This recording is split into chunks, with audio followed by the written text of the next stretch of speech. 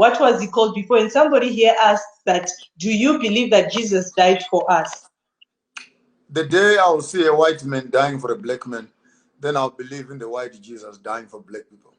As far as I'm concerned, the black man is still hanging on the cross, surrounded by the two thieves on the left and on the right. These are the Europeans and the Chinese who are busy crucifying Africa on the same cross. We cannot even talk about the death of Jesus. Let's talk about the dying of Africa constantly.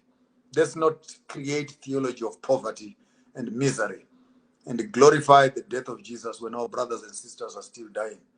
The death of Christ, therefore, is a symbolic death, the death of truth, the death of the poor, the death of the marginalized, the death of the children of the soil. And if religion is used to pacify that, then that is the doctrine of demons. For he came to set the captives free. And until Africa is free, there's no Jesus who has died on the cross. We are still dying to date. It cannot take one man to save the whole world. Yet we have 20 million Africans who drowned in the sea during slave trade.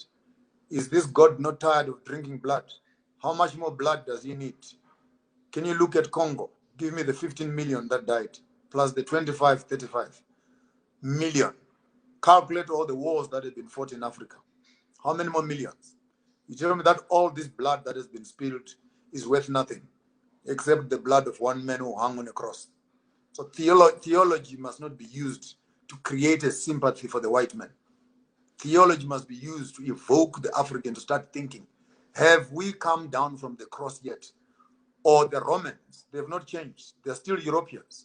They are still nailing our hands, the style of our work, putting on crowns of thorns on our heads, managing our minds and what we think, piercing our sides, poking our reserves of food and etc., nailing our feet, passports. You cannot travel without this and that. Can you tell me that Jesus died on the cross? The day I see a black man free, I will start talking about Jesus who died for the sins of the world. He could not have died for the black man, and the white man who believes in him did the crimes that he did. Oh, Bishop. So now if this is what you're saying, that until you see a black man free, then you now believe that Jesus died for us, then you still say that you still go to, sometimes you still go to SDA with your family. Then why are you going there?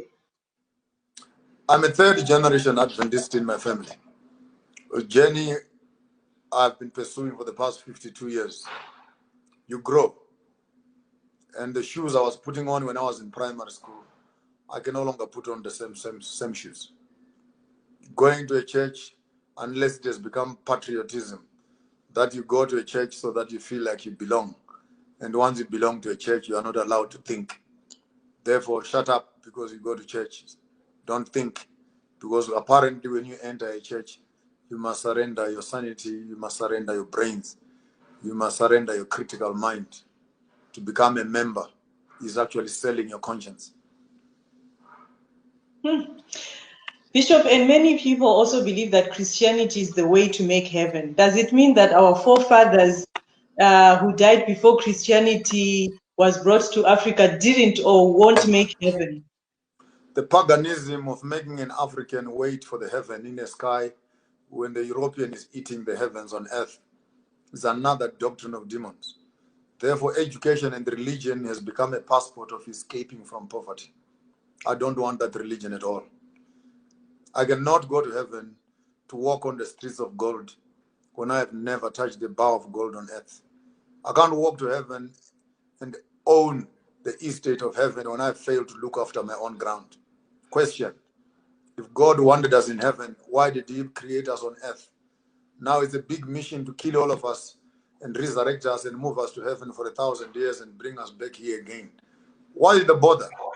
To kill people during the times of Noah and to preserve the devil. To kill your own son and you don't kill the devil. And apparently you must wait until the end of time to kill the devil. Why kill your son when you can kill the enemy yourself?